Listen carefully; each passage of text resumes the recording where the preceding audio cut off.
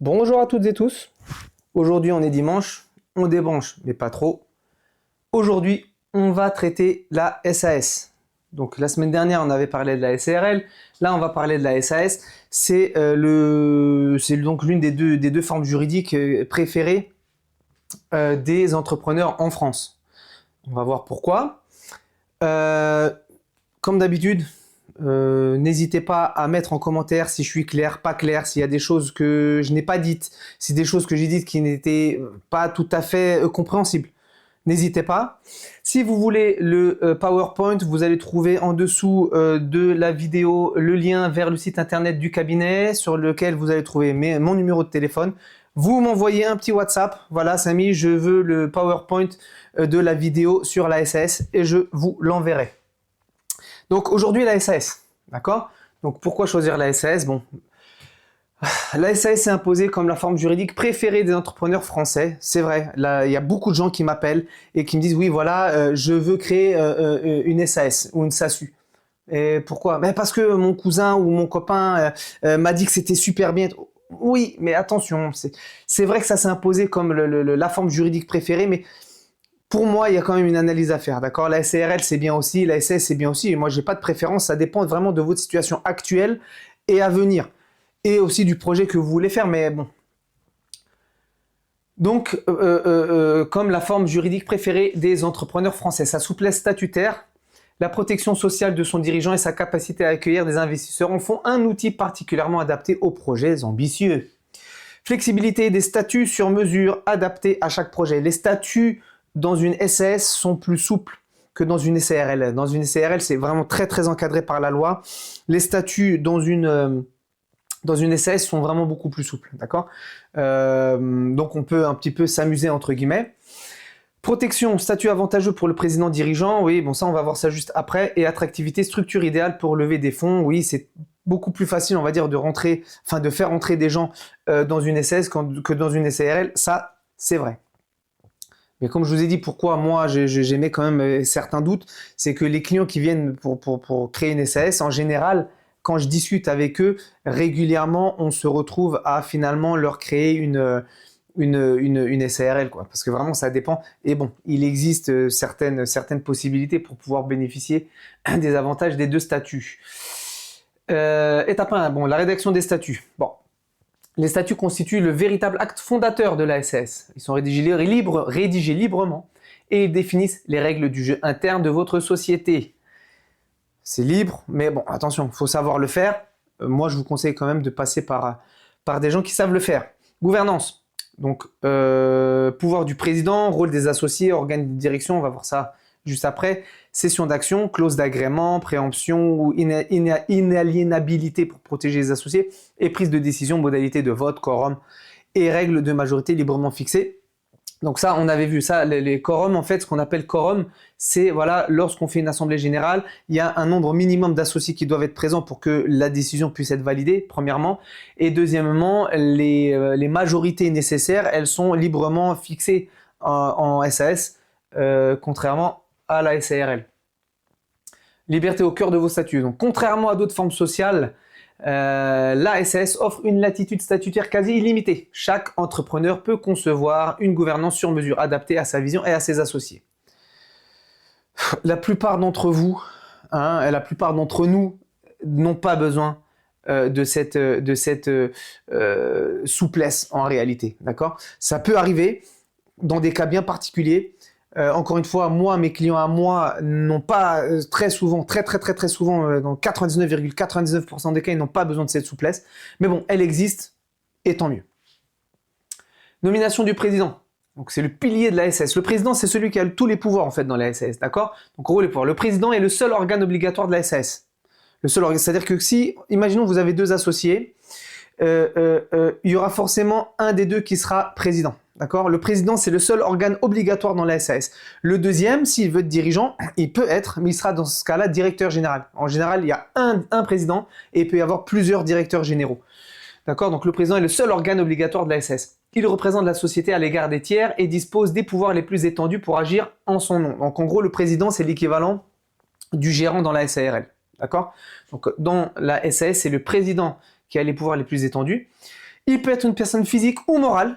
Donc ça, déjà, voilà, là, c'est une personne physique ou morale. Les pouvoirs sont définis librement dans les statuts. Donc dans les statuts, on peut dire, voilà, il y a tel et tel et tel pouvoir, enfin, telle et telle chose qu'il peut faire tout seul. Enfin, en général, dans les statuts, on va plutôt dire, voilà, pour faire telle et telle et telle décision, il est obligé de faire valider par l'Assemblée générale des associés. Responsabilité limitée aux apports. Là, encore une fois, faut faire attention à la responsabilité limitée. Comme on a dit sur la vidéo sur la SARL, la responsabilité limitée n'est limitée que si vous respectez les obligations, d'accord, du dirigeant, la comptabilité, les bilans, les TVA, etc., en temps et en heure de préférence, ou en tout cas pas avec beaucoup de retard. Sinon, la responsabilité limitée peut très bien sauter, et en cas de problème, si la société s'effondre, on va pouvoir venir récupérer ça chez vous. Faites attention à ça. Les statuts social avantageux. Le président de la SAS bénéficie du statut d'assimilé salarié, lui ouvrant droit à une protection sociale complète, assurance maladie, retraite, prévoyance, sans être affilié au régime des indépendants. Seule condition, percevoir une rémunération pour bénéficier de cette couverture. Donc ça veut dire quoi? C'est-à-dire que le président, si jamais il touche de l'argent, c'est du salaire. Il va avoir une fiche de paye comme n'importe quel salarié, il va cotiser à l'URSSAF, il va cotiser à la retraite, il va cotiser à la prévoyance, il va cotiser à la mutuelle comme n'importe quel salarié, juste il ne va pas cotiser au Pôle emploi, il ne va pas cotiser à France Travail, il ne va pas cotiser au chômage en gros, d'accord? Donc ça, voilà, il faut savoir. Mais pour avoir droit à cette protection, il faut qu'il soit payé, parce qu'il y a des présidents qui sont non rémunérés. Donc pour avoir droit à cette protection, forcément, il faut être payé et donc cotiser. Domiciliation de la SAS. Bon, la domiciliation détermine l'adresse officielle de votre société, un élément central de son identité juridique, fiscale et administrative. Là, on va passer vite, je pense, là-dessus, parce que là, on est en train de parler de la création de la société. Mais encore une fois, comme je vous avais dit la semaine dernière, on va faire une vidéo spécialement sur la création de société, d'accord? Donc, on va parler de ça sur une vidéo entière. Donc ça, c'est pas... Voilà. Donc, le siège social peut être soit au domicile du président, soit on peut prendre un vrai local, soit une société de domiciliation. D'accord, une société de domiciliation, en gros, c'est un centre auquel vous allez louer uniquement l'adresse. En gros, vos courriers vont arriver là-bas, mais vous n'aurez pas forcément de bureau là-bas. Ça, on utilise ça si jamais vous voulez créer une SAS ou une SARL. On peut faire ça aussi en SARL et que vous ne voulez pas que le siège social soit chez vous. Vous ne voulez pas que votre adresse personnelle apparaisse. Donc à ce moment-là, on va prendre une domiciliation. Les apports en capital social. Donc la SAS offre une grande souplesse en matière de capital. Il peut être constitué dès 1 euro symbolique. Ça, c'est comme la SARL, il n'y a pas de différence là-dessus. Bien qu'un capital plus élevé renforce la crédibilité auprès des partenaires et banquiers. C'est ce que j'expliquais dans la SARL, dans la vidéo sur la SARL. C'est que si vous faites une société avec un capital de 1 euro, vous avez le droit de le faire. Mais on va peut-être pas vous regarder de manière sérieuse. Un mec qui crée une société avec un capital de 1 euro, ben, potentiellement... Comme on a dit, responsabilité limitée à ses apports. Donc le mec, il crée une société avec un capital de 1 euro. Il n'a peut-être pas très confiance en son activité. Sinon, il mettrait peut-être un peu plus que 1 euro. Donc comme pour la SARL, apport en numéraire, en nature ou en industrie. D'accord? Donc apport en numéraire, c'est quand vous allez apporter de l'argent. Apport en nature, c'est quand vous allez apporter du matériel. Et apport en industrie, c'est quand vous allez apporter votre savoir-faire ou votre travail. Mais ça ne rentre pas dans le capital. Comme pour la SARL, si jamais la partie des apports en nature dépasse un certain, je crois que c'est la moitié du capital social et ou plus de 30 000 euros, on doit faire appel à un commissaire aux apports pour qu'il valide la valeur des apports en nature. Capital social adapté à votre projet. Donc pas besoin d'un apport massif pour démarrer. La SAS permet de calibrer le capital en fonction des besoins réels de votre activité, de l'augmenter. Bon, ça... Bon. Effectivement, on peut très bien créer une société avec un capital de 1 euro et quand on voit que finalement on a besoin d'être financé, rajouter, faire une augmentation de capital, on peut le faire, mais ça a un coût. Tout ce qui est modification juridique, modification statutaire, ça a un coût. Mais c'est possible, c'est faisable. Si vous voulez faire ça, vous pouvez. Publication d'une annonce légale, donc ça aussi, ça fait partie de la procédure de création. Donc on fait une annonce légale, on parlera de ça plus profondément quand on parlera de la création de société. Et encore une fois, si vous voulez le PowerPoint en entier, vous allez pouvoir l'éplucher, il n'y a pas de problème. Et la source, elle est écrite dessus, mais je la mettrai aussi en dessous de la vidéo. La source de la société, enfin la source que j'ai utilisée pour pouvoir créer cette vidéo.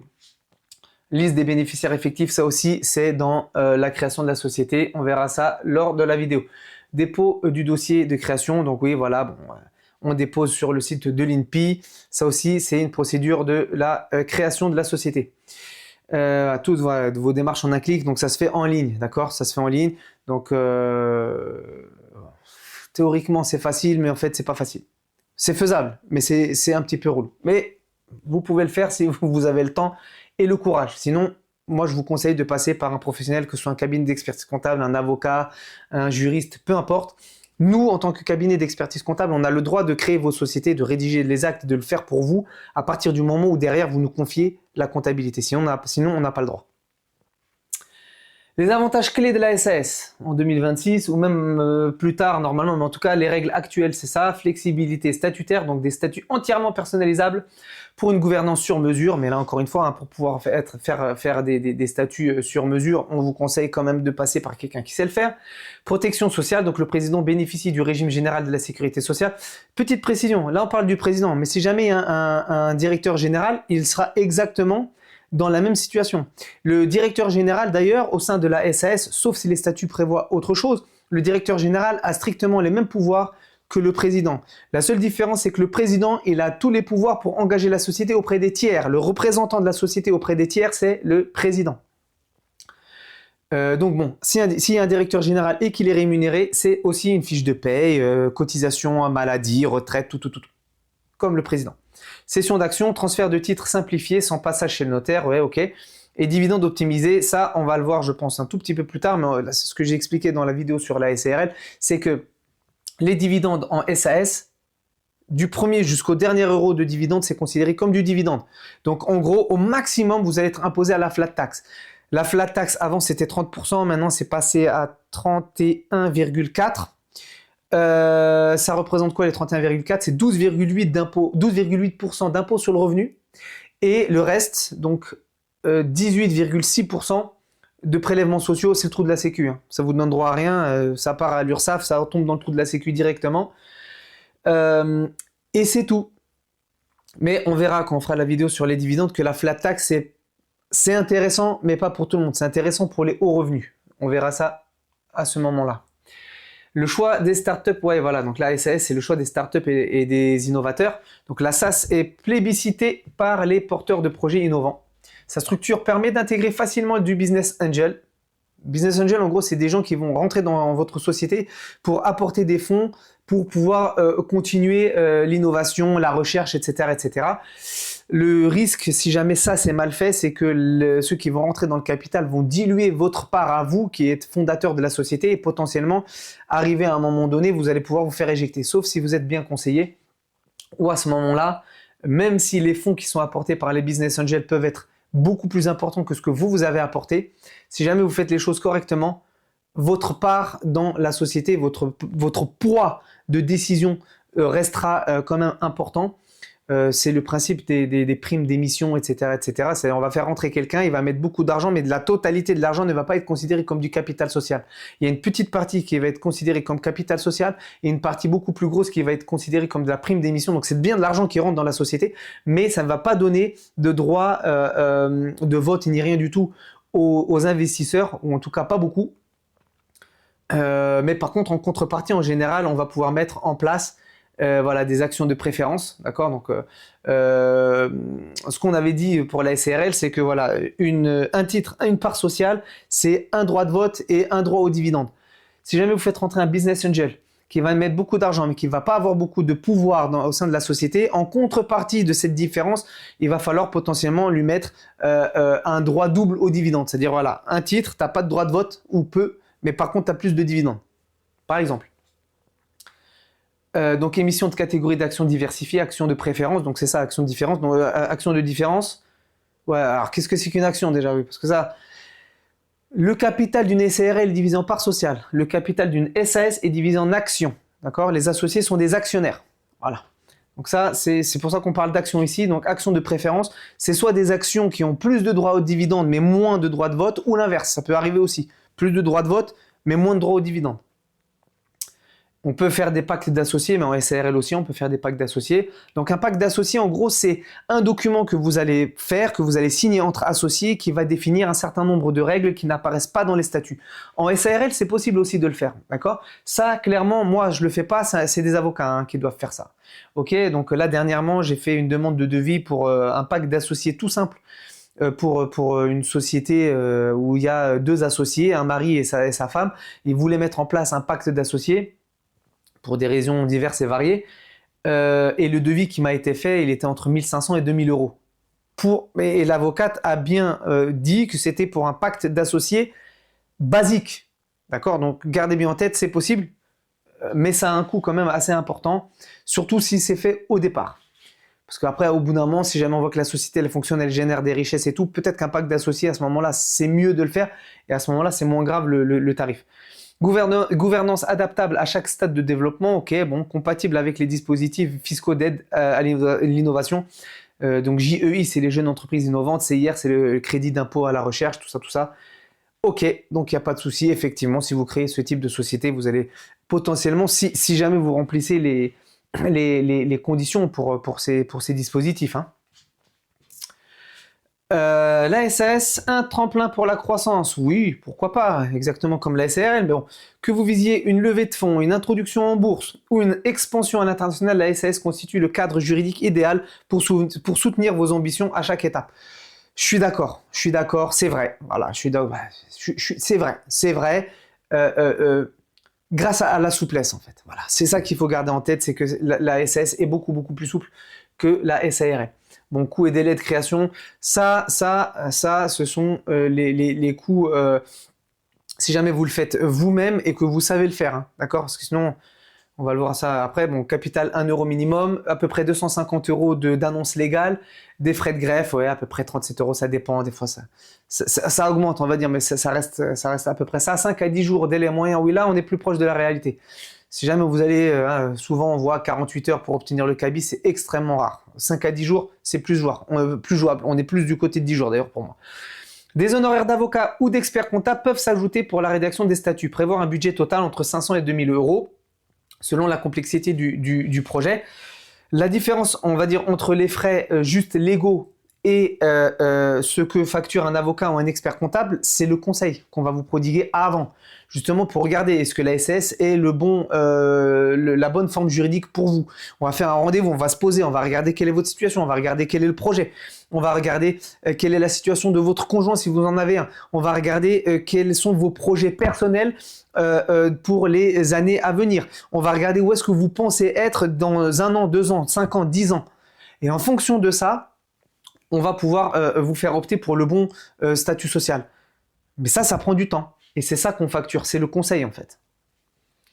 La SAS est l'innovation, un duo gagnant, donc un cadre juridique agile. La SAS est conçue pour évoluer. Sa structure permet d'expérimenter de nouveaux modèles économiques, d'intégrer des technologies de rupture et de pivoter rapidement sans contrainte statutaire majeure. C'est vrai, c'est très souple. Donc on peut très facilement modifier ce qu'il y a à modifier.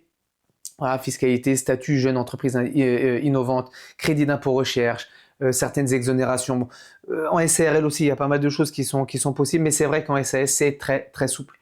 Compatible avec les modèles SaaS, Marketplace, Deep Tech, outils privilégiés des incubateurs et accélérateurs français, c'est vrai. Et facilite les partenariats industriels et académiques. Une machine bien huilée pour votre succès. Donc chaque composant de la SAS s'emboîte parfaitement. Statut flexible, gouvernance claire, fiscalité optimisée et accès aux investisseurs, un mécanisme conçu pour propulser votre entreprise vers l'avenir. Donc là, encore une fois, hein, vous voyez, on va dire cette souplesse, c'est super bien si vous pensez faire rentrer des gens dans la société à court ou à moyen terme. D'accord? Donc encore une fois, bon, même si c'est pas le cas, ça peut être une bonne solution aussi dans certains cas. Il faut qu'on en discute, il faut qu'on regarde encore une fois quelle est la situation dans laquelle vous êtes aujourd'hui, dans laquelle vous serez demain. D'accord? Mais là, on voit depuis le début de la présentation que la SAS est top dans certains cas bien particuliers. Où on va faire rentrer des gens, on a besoin de financement, on a besoin de business angel, etc., etc. Là, oui. Mais encore une fois, j'ai rien contre la SAS. Je dis juste que pour moi, elle est surcotée par rapport à ses avantages réels pour 90% des entrepreneurs. C'est juste ça que je dis. Donc la SAS, c'est très bien. La SARL, c'est très bien aussi. Conclusion. Préparez votre SAS pour 2026. La SAS s'impose comme la structure juridique de référence pour les entrepreneurs français ambitieux. Je pense que voilà, là on a mis ambitieux, ça veut dire pour les gens qui vont développer et qui vont faire rentrer des financements et tout. Ouais, c'est ça qu'on va appeler ambitieux. Ça ne veut pas dire que les autres ne le sont pas. Moi, pour moi, des gens qui vont créer leur société tout seuls, qui vont rester tout seuls et qui vont développer leurs idées, développer leurs affaires, ils sont très ambitieux aussi. J'ai pas de problème avec ça. Ensuite, en suivant méthodiquement chaque étape, vous posez des fondations solides pour une aventure entrepreneuriale réussie. Voilà, donc on a parlé des statuts rapidement, donc les statuts qui sont très souples. Le président qui est donc le pilier de la société parce que c'est lui qui a tous les pouvoirs. Domiciliation, ok, bon, où est-ce qu'on met la société? Chez le président, dans un bureau ou dans un centre de domiciliation. Le capital, où il n'y a pas de minimum, ça peut être 1 euro, il n'y a pas de souci, même si, bon, si jamais vous voulez atterrir du monde, 1 euro, ça sera probablement pas assez. L'annonce légale, ok, bon, ça c'est pour la création de la société. Donc pour aller plus loin, consultez le site officiel entreprendre.service public. Je vous mettrai le lien en dessous de la vidéo. C'est la source que j'ai utilisée. Bon, voilà, donc votre avenir commence maintenant. Donc là, ça c'est le véhicule juridique idéal pour transformer votre vision en réalité, structurer, lancer, développer. Voilà, donc rédigez vos statuts avec soin et accompagnement si besoin. Pour moi, il faut se faire accompagner. Sauf si vraiment vous avez des bases solides en la matière, il faut savoir se faire accompagner dès le début. Dès le début, c'est ça, la plus grande erreur de beaucoup d'entrepreneurs, c'est de croire qu'ils sont capables de tout faire tout seuls. Et en fait, à vouloir être partout, on finit par être nulle part. Oui, c'est mon côté philosophe. Ok, les formalités sont faites en ligne. On lance la SaaS et on construit l'entreprise. Ok, bon. Comme d'habitude. Si jamais ça vous a plu, abonnez, partagez, commentez. Dites-moi s'il y a des thèmes que vous voulez me voir aborder, soit dans des formats longs comme celui-ci, soit dans des formats plus courts. Si des choses ne vous ont pas paru claires, s'il y a des choses que vous pensez que je devrais redire ou approfondir, n'hésitez pas à me le dire.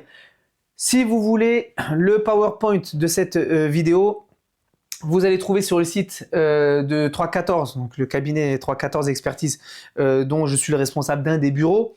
Vous allez trouver mes coordonnées, mon numéro de téléphone. N'hésitez pas à donc m'envoyer un message. Si jamais vous avez besoin d'une consultation, si jamais vous avez besoin de conseils pour créer une société, n'hésitez pas. On pourra en discuter. Sur ce, je vous souhaite une très bonne continuation. Je vous dis à bientôt.